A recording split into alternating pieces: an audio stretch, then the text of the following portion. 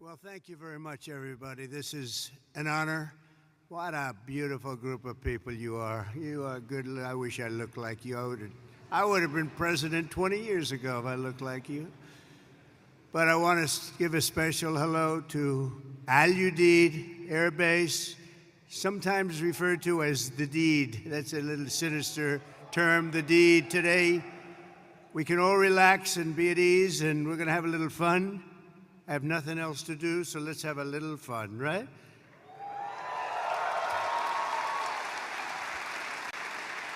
So I'm thrilled to be here with the men and women who embody American strength and pride, the warriors of the United States Armed Forces. It's an amazing group of people.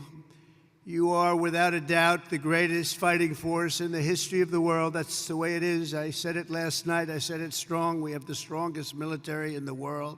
Not even a contest. We have the best equipment. Nobody has equipment like us. Nobody has the planes or the missiles or anything else. And as your Commander-in-Chief, I'm here to say that America's military will soon be bigger, better, stronger, and more powerful than ever before.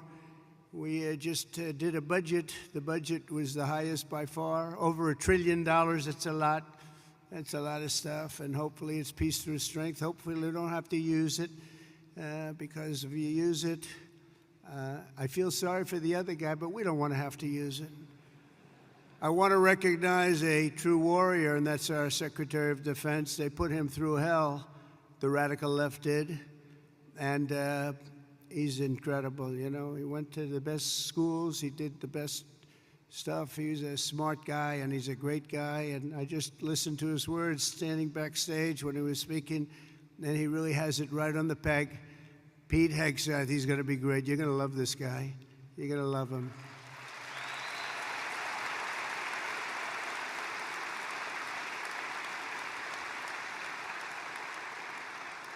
And I also want to influence you to clap for a man who's a great influencer. In fact, my son, Barron, said, "Dad, you got to do an interview with somebody I hadn't heard of."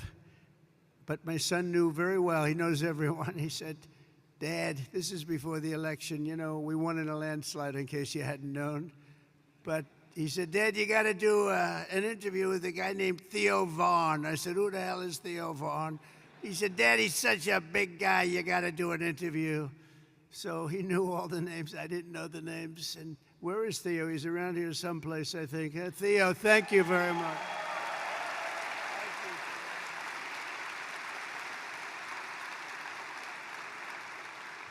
That's Barron. You know Barron. He said, "You got to do with them." We had a good time, right? Had a good time. We had like 270 million people that listened. So you know what? I think Barron was right. Thank you for being here, Theo. Appreciate it. Also, Lee Greenwood, right from the beginning, that song went on. And you know, that song was a successful song, but we made it the most, number one. We made that song, it's the top of the list of that type of song. That's a pretty big, I don't want to go into the list because you'll get upset with me if I do. Like the national anthem and things. It's like, and it became unbelievable. And I was saying you could get Elvis or anybody else to do a song. There's nothing, that was my intro song right from the beginning. Because as you know, we won 3 elections, okay? And some people want us to do a 4th. I don't know. We'll have to think about that. You saw the new hat. The hottest hat is, it says, Trump 2028. We're driving the left crazy when you see that. We didn't need that hat. But it's been an amazing period of time. And when Lee Greenwood did that song, it went from the first day. I came out, we played it. It was a great song, but we didn't know. And then I did it a second time, a third time. And that was 968 rallies ago. Can you believe that? We did 968 rallies. There's another hat says 968. I said, what the hell does that mean? That's the number of rallies. I said, you have to be kidding. But from the very beginning, and we played Lee's song, and it was the walk-on. And then for the last inauguration, I had all the big singers, they wanted to do a song for me, and they wanted to have me walk on to their song, and my people, oh, that would be nice, that would be nice. And when I heard about it, we were all set. We had a lot of them, and I heard about it. I said, I'm not switching. Are you kidding me? I'm not switching.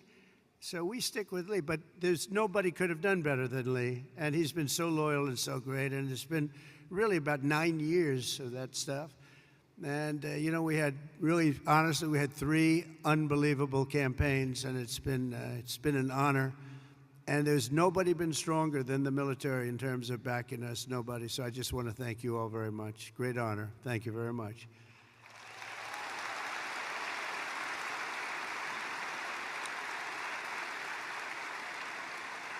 And also with us today is really a great talent and somebody who's one of the most popular television hosts in history. Still looks young to me, but he's been doing it a long time, but he's an incredible man. He's always seems to take my side, and therefore I like him even more.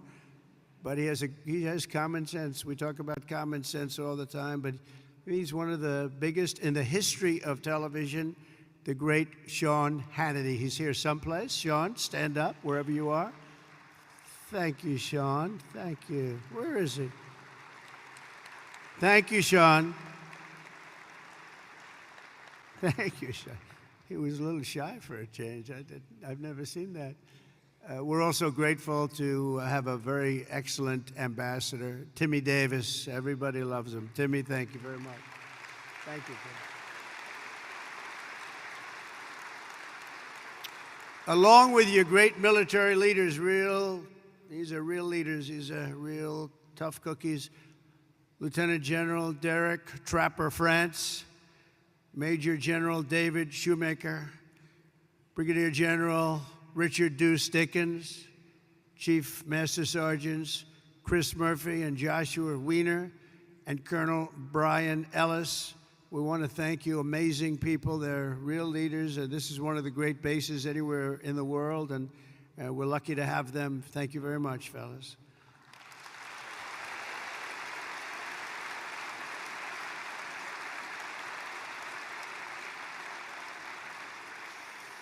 And a very special thanks as well to our partners from the Qatar Army and Armed Forces. Let's give them a really special hand. They are so great. They are so great.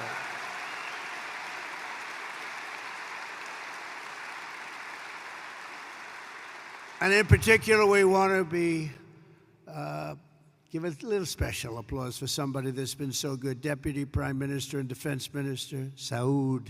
Where are you, Saud? Thank you very much. Great. Thank you. Thank you. It's an honor. Yesterday, we signed an agreement for Qatar to purchase $42 billion worth of the finest American military hardware, including THAAD missile batteries, Pegasus refueling aircraft, Desert Vipers, light armored vehicles, amphibious combat vehicles, the MQ-9B, and the Sky Guardian drones. That's all the best stuff. If it isn't, please stand up and tell me and we'll get something else. But I believe it's the best. Qatar will also be investing $10 billion to support this massive base in the coming years, and there's no place like it, they say. And a man, the leader, Amir, he's been a special friend of mine for a long time, long before I did the political thing. When he was a novice, he was a young guy, and we got to know each other, and we liked each other and got along long before I ever thought of running for president. And it's nice when you have that kind of a relationship. We got along right from the beginning. He's a special guy. He's a great leader of your country.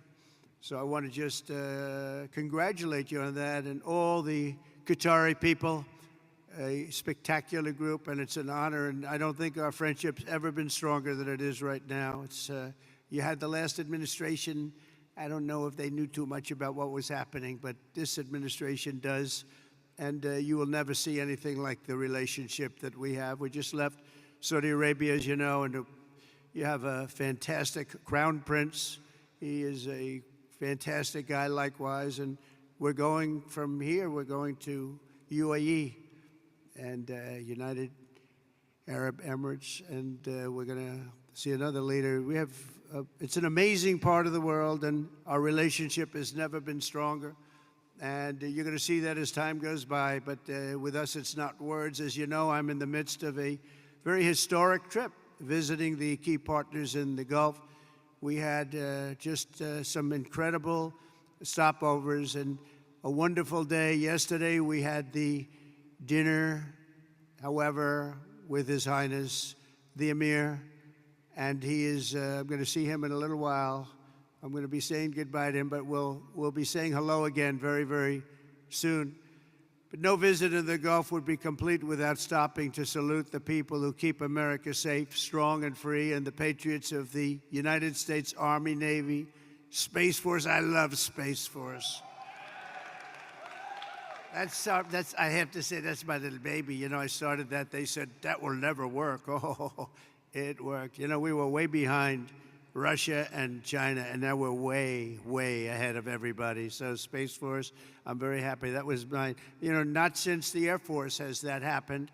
So we created a force, and it's a big force, and it's a brilliant force. So Space Force, thank you for doing such a great job. The Marines, and of course, the United States Air Force.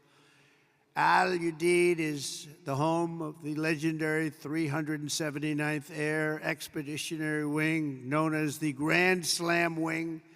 We also have the 1st Expeditionary Theater Support Group. You got them all. And let's not forget the top-notch Army soldiers from the 11th Air Defense Artillery, the Imperial Brigade. Thank you, fellas. That's great. We also have the 8th Expeditionary Air Mobility Squadron, known as Mighty Ochos. Where are the Ochos? We don't want to fight with them. All of you are the tip of the spear. You're the finest we have. Anywhere in the world, you're the finest we have. You're the finest anyone has in the fight against the enemies of civilization. You're the people that are defeating chaos, combating terror, defending our interests, supporting our allies, securing our homeland, and making America incredibly proud. And you know what? Making America great again. That's what's happened. It's happened very fast. Happened very fast.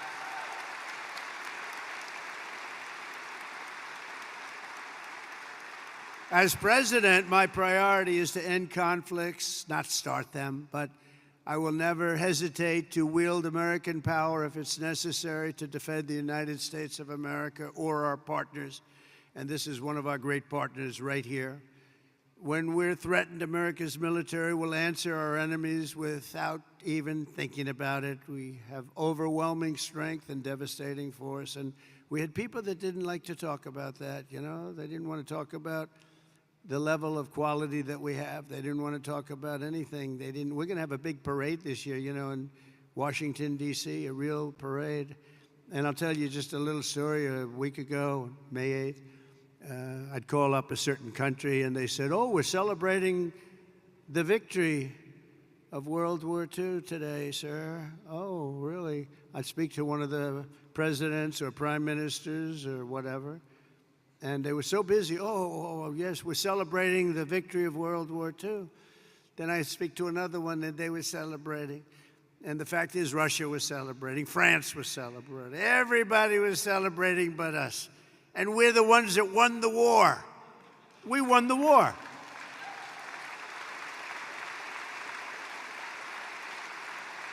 And they helped. But without us, they don't win the war. We're all speaking German.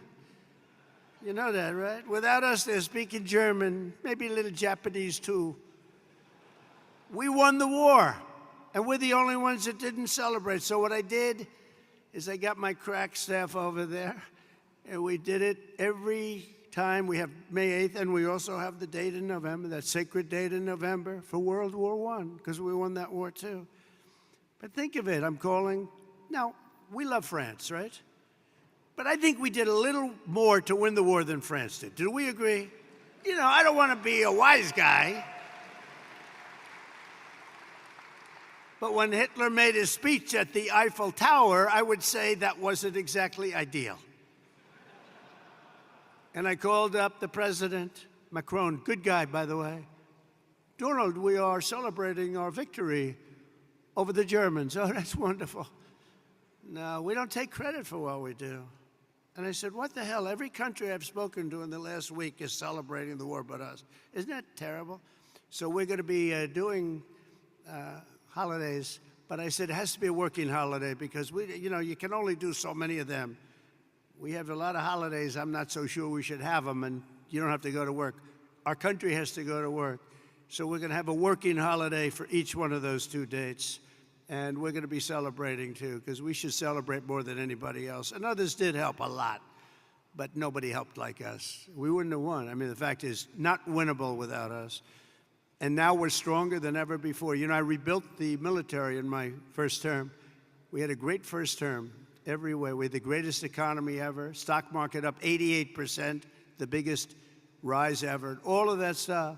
But the second term is going to be even better. We have over $10 trillion going to be invested in our country. And this little tour didn't hurt, I will tell you, between the 3 great places. I recently announced that I'll approve an unprecedented $1 trillion, as I told you. It's going to end up going higher investment in the U.S. Armed Forces, and that's a record as part of that effort. I signed an order to build the Golden Dome missile defense shield to protect our country from missile attack. Is everybody okay with that?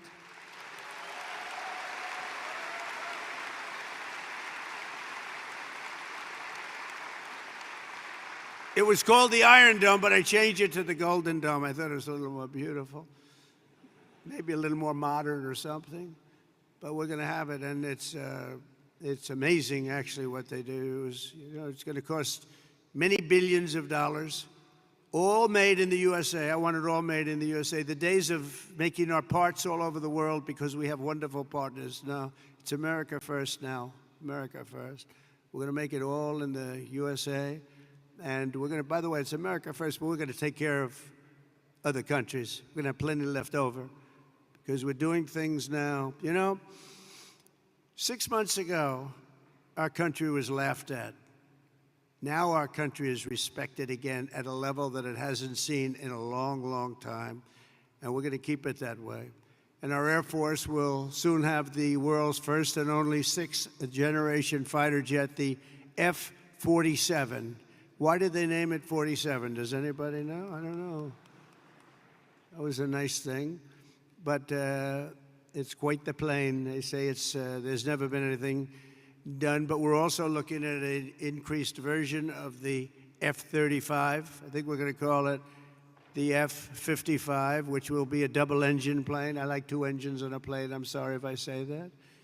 But does that make sense to anybody? Does anybody agree? General, do you agree with that? I like it. Thank you. So many of you, sir, this engine is infallible. No engine is infallible. I like 2 engines on a plane. Should have been made with 2 engines. If I were here, you would have had 2 engines, and you would have had a lot of other victories, by the way. But we're going to do, when you think of it, Russia, Ukraine would have never started. October 7th, Israel would have never happened because Iran, as you know, was broke. They were unable to fund Hamas or anything else. It wouldn't have happened. We wouldn't have had the disaster of Afghanistan, the leaving. We were getting out, but we're getting out with dignity and strength. We're going to keep Bagram Air Base. We weren't going to give that up because it's 1 hour away from China. 1 hour. You know who occupies it now? China. The damage that administration did to this country is legendary, allowing 21 million people through an open border where anybody could walk into the United States of America is something that will never be forgiven. Grossly incompetent and evil, bad people too, bad people. But the real strength of our military doesn't come from its fighter jets. It really comes from our people. That's you. It comes from our people. You're unbelievable people. The aptitude and all of the things you have to do what you do. You know, I look at some of those engines, and I'm a pretty smart cookie. I would tell you I'm real smart. And I look at you, and you take those engines apart and put them back together, blindfolded, and fix them up. It's amazing what you're able to do.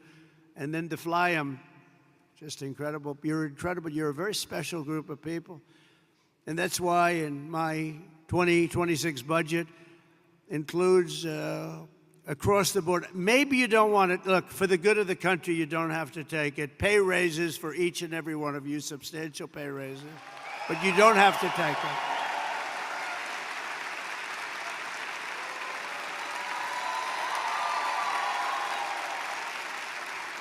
You don't have to take it. You can go to your commanding officer and say, sir, I'd rather not take that pay. I love my country, sir.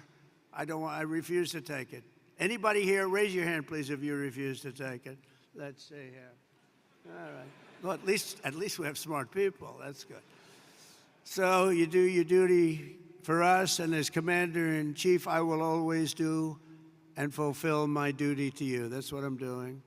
Under the Trump administration, we're liberating everything in our armed forces from really radical social experiments carried out under the previous administration and beyond that, and actually beyond that, and restoring the strong and fierce spirit of the American warrior and the American fighter.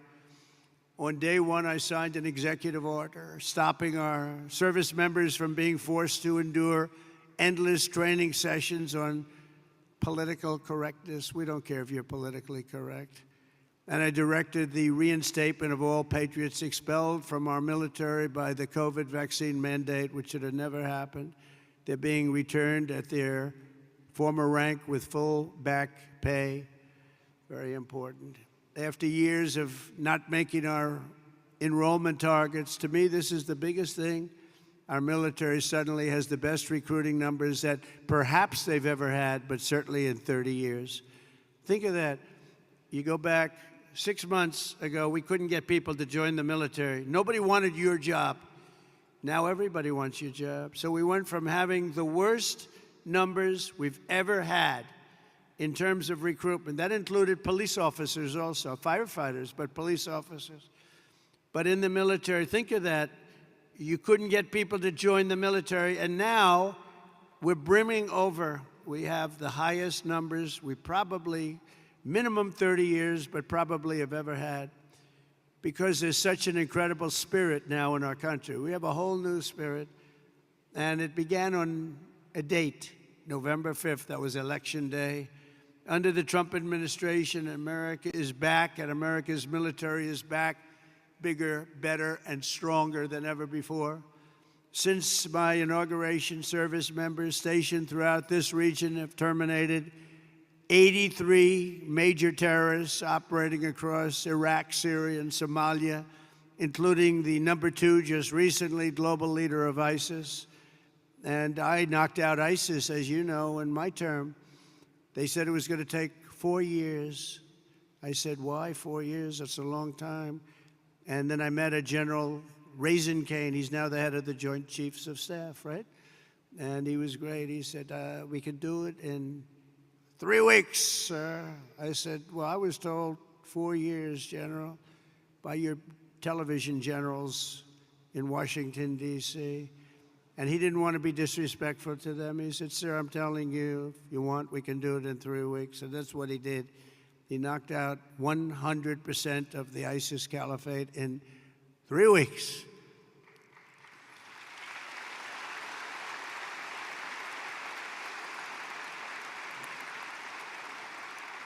Should I tell you a little long, boring story about that? Yes? Okay, some of you have heard it because it's sort of a cool story, but I was wondering why we couldn't defeat, ISIS. We have this great military, all these great jets that we have, new all over the place, the best in the world, the fastest, the best. And I went out and I said to a certain general in Washington, D.C., a television general, not much of, there's a real general on television. You have the television guys and you have the real generals. And I said, General, how long will it take us? Because it doesn't make sense. We're spending a lot of money on defeating ISIS, and they don't have great equipment. They, in many cases, don't even have equipment. They're vicious, and they are good fighters. We always have to respect that. Sir, it'll take at least 5 years, sir. I said, 5 years? That's a long time. You mean we have jets, they have knives, and it's going to take 5 years? Yes, sir. I said, I don't really believe that. So I did something that I've never done before. I said, I want to go to Iraq. and I want to meet with the people in Iraq because maybe they're different, but I couldn't understand how a large and powerful terror group could last so long. And so I scheduled a flight, meaning I left at 3 o'clock in the morning. It was pitch black. We left very, very under guard. We traveled through Washington, D.C. There was nobody around. Got to the hangar at about 3:15. Air Force One was waiting for us. Pilots, best-looking human beings I've ever seen. Even better looking than Tom Cruise, and he's a friend of mine, okay? These guys were central casting, and they could also fly. And we headed out about 3:30 in the morning, pitch black. We headed for Iraq, and nobody knew I was going, nobody. And we're flying, and we're starting to get close. And they come to see me, and they say, "Sir, we have a problem." "What?" "We're flying over enemy territory very soon, sir. Could we please turn off your lights?" I said, "My lights? We're flying in Air Force One. We just spent trillions of dollars on fighting, and you can't fly in with lights on?" "No, sir, it's very, very dangerous out there." So I said, "Oh, obviously turn them off." Then he comes in addition to the lights, we want to turn down the shades. So I said, "You mean not even shades?" "Okay, we turn down the shades." They said, "I want to go upstairs." This is 747, 2 levels, beautiful plane. Just ordered new ones, by the way, beautiful, beautiful new ones. And Boeing just, by the way, did the biggest order in the history of Boeing. Just did with your beautiful territory right here. They ordered, I think, 160 planes. I think it's the largest order ever for aircraft. So I salute the people from Boeing, Kelly, and everybody, and General Electric. The engines are General Electric Super Prime, and I really think it's great. Congratulations. But I go up to see the pilots because I love sitting with the pilots. I admire their skill. I really do. And amazing, especially at a certain level. And when you fly Air Force One, supposedly you're the best pilot. So I hope that's true, by the way. But it seems to be. I have no complaints. We land, it's like always landing like glass. I've had pilots where when you land, it's not a pretty picture. In fact, you admire the plane so much for being able to keep apart. You know, I mean, sometimes I land with some of these guys. You're bouncing down the runway. I'm saying these planes are amazing that they don't crack up. But these pilots land, I mean, and the 747's a hard one to land, but they're great. So I go up, I see the pilots, I say, "Hi, Captain." The guy's a handsome guy. We've got a blonde flat top. I'd like to have a flat top like that. I don't know if the hair's good enough for that. I don't think so. I don't think I'm going to try it either. But perfect person, and I look at the right, he's perfect. Everybody was perfect. I like perfect human beings. I said, "How are we doing, Captain?" "We're doing fine, sir. We'll be there in a half hour, sir." I said, "They want the lights turned off, Captain." And they do, "Yes, sir, they're doing the right thing." "Oh, that's great, Captain. It's great." So now we're 15 more minutes, and all of a sudden, and most of you know this sound because that's what you do, but you have the computer voice, a beautiful voice where it says 1,900. They're talking about feet. So when you're in the big planes and sophisticated planes, the voice comes on, and I'm sitting back there watching them fly it beautifully, and I'm still not 100% happy with the statement that he agrees that the lights should be turned off. I would have preferred that he said, "No, there's no problem." But that's not what he said. So we're going through, and it goes 1,900, 800, 700.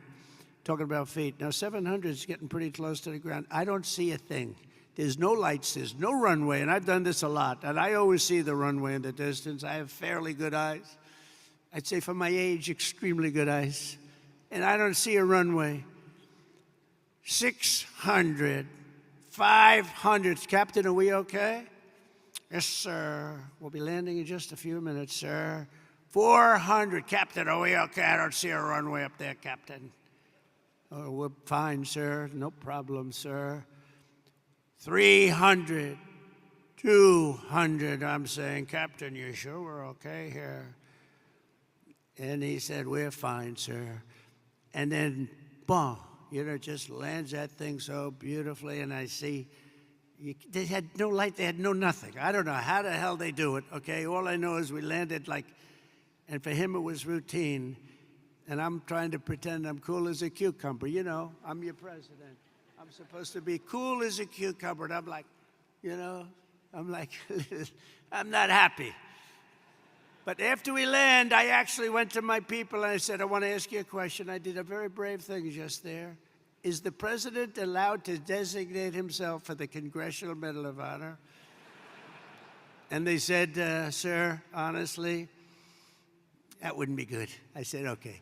So anyway, we get it. I kid. You know, I have to say I kid because the fake news is back there, and they'll actually, no, it's true.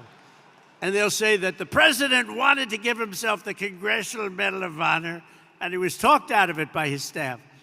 So anyway, so I get, the door opens, we have a platform, and I see down, I look down, and I see these are all specimens, just like you guys are all perfect people. And I'm seeing a couple of generals, a couple of staff sergeants and drill sergeants, but everybody's like from a movie. And I walk out of the plane and meet the first gentleman. And I said, what's your name? He said, Kane, sir, my name is Kane. I said, hello, Kane, what's your first name? Well, they call me Raisin. I said, wait a minute, Raisin, you mean like Raisin Kane? Yes, sir, that's what they call me. General, I love you. You're the guy I'm looking for, General. You're the guy I'm looking for. So he's Raisin Kane. It's Daniel Kane, but Raisin Kane, that's what they call him. Then I met another general. I met a colonel. I met a sergeant. They said, sir, would you like to rest? I said, what do you mean rest? I've been resting on the plane. I don't want to rest. What do I have to rest for? He was thinking about Biden to come, okay? Biden would have rested the entire trip. He wouldn't, first of all, he wouldn't have made the trip. But if he landed, he would have been rested for about 5 days before he had the first meeting. And I said, no, let's go have the meeting because I want to find out what's going on over here. We're spending a lot of money and people are being killed. I want to find out why it's taken so long. So let's go right away. So we went to almost like just a very secure room that was in the form of a boardroom. Very professional, however. It was very highly sophisticated with the equipment. Best you can buy. We have the best you can buy all the time. But I went into the room and I said, General, so they tell me in Washington it would take 4 to 5 years to defeat ISIS. And I want to know from you, is that true? Or is that, no, sir. But it's not my place to say, sir, because they are the ones that call the shots. I said, well, if you disagreed, it's not the military way, sir. You have to listen to them. That's a chain of command. I said, oh, that's great. I'm not sure I like that system. But how long do you think it would take you if I gave you total authority to go in and knock the hell out of them? So it would take approximately 3 weeks. I say it again, General. I was told 5 years. Sir, it'll take 3 weeks and you'll have time left over. I said, you gotta be kidding me. Where the hell have you been? And then I sort of was really in disbelief because I said, you know, I've been hearing for so long and we've been fighting it. How long will we fight him? 18 years or something? And here's a guy telling me 3 weeks. So I said, General, how do you do it in 3 weeks? He says, well, sir, I don't like saying this because I do have people in Washington, but I'm going to say it. We have portable stations, we have portable runways, we have runways all over the place, we have other bases, and we're being forced to fight them from a very far away, distant base, which is right here. And by the time we get there, we have to come back because there's no fuel, and we're way too far away, sir, and they're over here, and he shows me a map, and we're over here, and we're all the way here, sir. I said, why didn't they use the other bases? Well, they didn't want to disturb the country where those bases were located. I said, we give those countries billions of dollars. We can disturb them a little bit. They wouldn't know what we're doing anyway. Are they going to know where the planes are going? Not really, sir. I said, so what would you do different? He said, well, sir, I'd start from here, and he went through a whole thing. And I'd hit him from the left. I'd hit him from the right. I'd hit him from underneath. I'd hit him from the top. I'd hit him from every angle, sir. I'd hit him so hard and so fast they wouldn't know what the hell is happening. I said, and you think you can do that in 3 weeks? Yes, sir, and we're going to have time left over. And I said, let me think about it, General. I went back to Washington, and I spoke to a couple of people, and they said, I don't think so, sir. I think you're talking about years of fighting. And then I called the general and I said, "So, General, you still think you can do it in 3 weeks?" A lot of people think you can't even come close to that. "Sir, we'll have time left over." I said, "Go to it, General, go to it." "Thank you, sir." And he hit the hell out of him. He hit the hell out of him. And he calls me up, "Sir, we have a lot of these people, and if you want, I can finish it off right now, sir." I said, "Well, I don't know, that's a lot. It's a lot of people." "Well, these people are not good people, sir. These are not good people. You'll feel better about it." "Well, they're not good people, but they're people, aren't they?" And he goes, I said, "You know what? Why don't you buzz them for a little while, and maybe after a day or two of buzzing them, they'll surrender." "They don't know about surrendering, sir." "Well, maybe they'll raise the white flag." "They don't have a white flag, sir." I said, "Well, give it a shot anyway." He said, "All we're going to do is take a couple of bullet holes in our wings." You guys know about that, right? And I said, "Well, let's give it a shot." And he calls up and says, "Let me do the job, sir." I said, "All right, do the job." And we defeated 100% of the ISIS caliphate in just a very short little period of time, totally different from what I was told in Washington, D.C. by a bunch of frickin' losers, okay? Losers. And that's the beginning. And I took that general and made him the head of the Joint Chiefs of Staff, as I told you. And he's going to be great, and he's highly respected by everybody, just a different kind of respect, too. It's a real respect. But we can do our job better than anybody in the world, but you have to have the leadership of the top at the top, and we're doing that. We're finding, we let a lot of 4-stars go, a lot of 4. We had more 4-stars. We had, I think, 425 4-stars in World War II, which, by the way, we won. In World War II, we had 187 generals, and we had like 425 generals now, without really a war.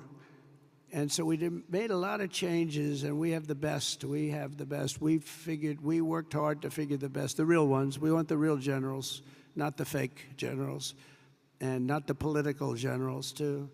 So we have something that's special, but it can show you really what happened. We also just apprehended, as an example, the ISIS terrorist of the al-Baghdad, the one that caused all of the problems in Afghanistan, caused unbelievable destruction. We lost 13 great soldiers. I got to know the parents and the families of those soldiers. But you know what they don't say is the ones who were so horribly wounded, which were many. And hundreds of people were killed from the other side. I always include that. That should have never happened. That whole mess should have never happened. I think it was the most embarrassing day in the history of our country. And we're not going to have things like that happen anymore. And again, we should have kept the air base. We should have kept it. We let it go. And we left, and it was a very embarrassing moment in the history of our country. That'll never happen again. There are a lot of people that said that Russia went into Ukraine. When they saw that, they said, "Wow, we didn't think that was possible," but it's not possible any longer, I can tell you. That's another one would have never happened if I were president. Russia would have never gone into Ukraine. All of those things, they would have never happened. But the Afghanistan withdrawal, not the fact that they withdrew, but the fact that the way they did it was so horrible and so embarrassing. So we brought this horrible person to justice, to American justice. We caught the person that set off that bomb. And all of this is possible because of the work that you do with partnerships that you forge. In this case, it was Pakistan. And by the way, I don't want to say I did, but I sure as hell helped settle the problem between Pakistan and India last week, which was getting more and more hostile. And all of a sudden, you'll start seeing missiles of a different type. And we got it settled. I hope I don't walk out of here and 2 days later find out that it's not settled, but I think it is settled. And we talked to them about trade. Let's do trade instead of do war.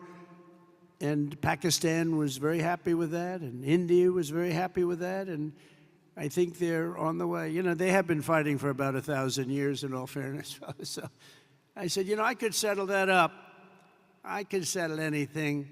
Let me set it up. Let's get them all together. How long have you been fighting?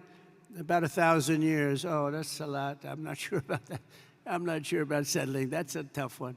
They've been fighting for a long time. But we got that settled. Boy, everybody was very happy, I'll tell you. That looked like it was really going to be escalating out of control. But with us today is the first sergeant of the 379th Wing, Master Sergeant Patrick Elders. Patrick, wherever you may be. Where are you, Patrick?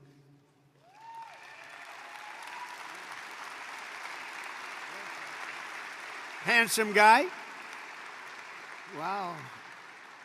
I'm looking at him from here, and it says after having served 22 years, he's a lot. How long have you been in, Patrick? Wow, that's amazing. It looks like he's like 25 years old. I'm saying 22 years. They said, we must have this mixed up. We don't have it mixed up. I guess when you love what you do, you stay young, right?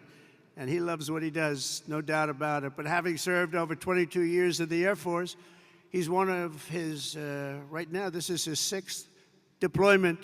But this time it's a little different because his stepson, Airman First Class Ashton Inman, is on his own first ever deployment nearby in Kuwait, right now in Kuwait, which is really incredible. Master Sergeant Elders is proud that 2 generations of his family are now serving the same mission in the same theater, protecting the same great American flag. So say hello to him. Thank you very much. Very nice. A lot of stories like that. A lot of stories like that, and I want to thank Airman First Class Inman also very much. That's a great story. That's a great story, and we have many of them. I guarantee in this room right now there are many such stories. There are several married couples serving side by side in uniform at this base, including Staff Sergeants Tyler and Paige Duck. Where is Tyler and Paige?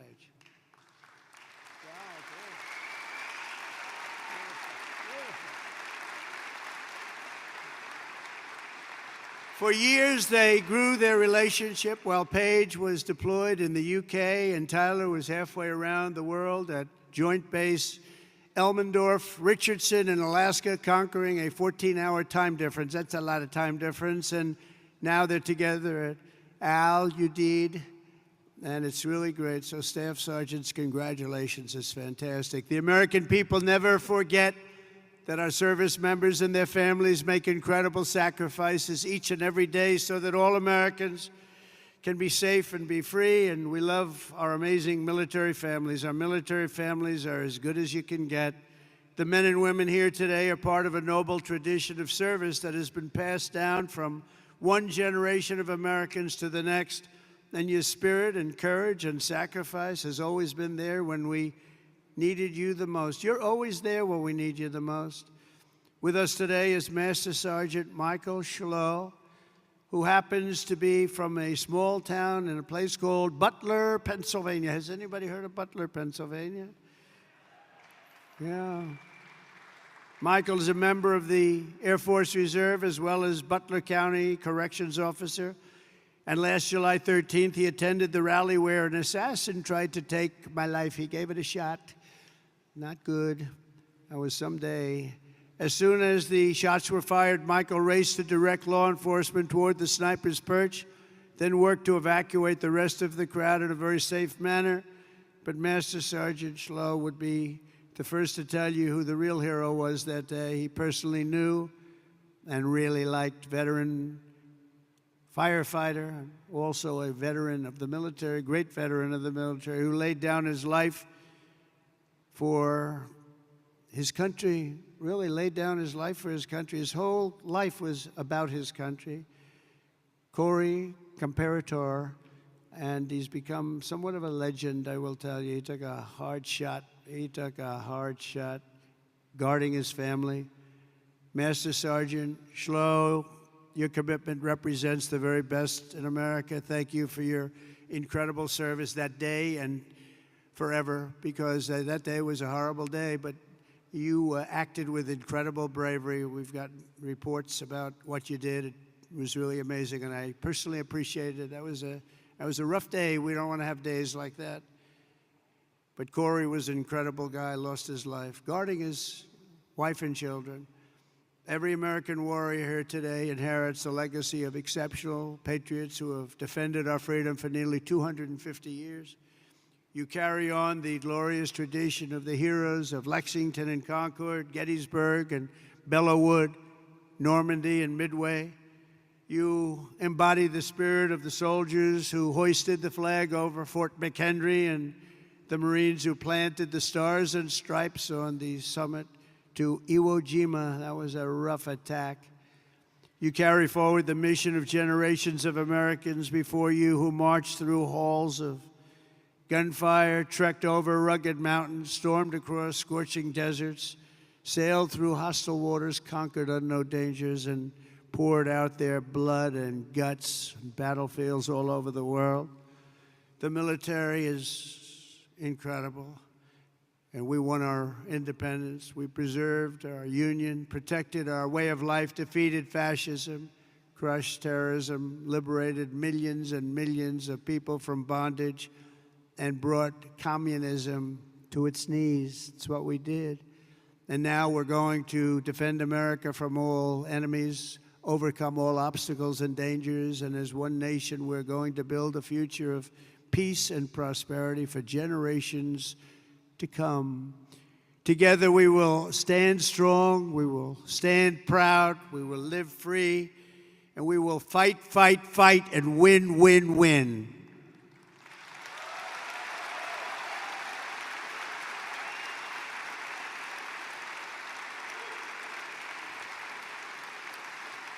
So my trip is 4.5 days, but this is the one I was so looking forward because I'm with the people that I really love and respect. And we love and respect you. This is what you're doing, the service you do for your country. You keep us safe. There is no more important profession. And I was so proud to see those reports coming in just a few days ago saying that the enrollment is at the highest level ever, especially when I had to suffer running against a group of people that were very inappropriate, where they allowed that reputation of what you stood for and what you stand for to deteriorate to a point where we weren't able to recruit. So just remember this, you have a job now that everybody wants. Everybody wants to be doing what you're doing. It's a special job, and I'm so proud. When I saw those numbers come across the board that we set the record for enrollment in the military, and we took that from the exact opposite just 6 months before. I was very, very proud of that. We have a great country. We have a proud country. We have a country that's respected all over the world. And as I said before, a year ago we were laughed at, but nobody's laughing at our country anymore. We're the most respected country anywhere in the world. And thank you very much, and enjoy your lives, and God bless America. Thank you very much. Thank you. Subscribe to One India and never miss an update.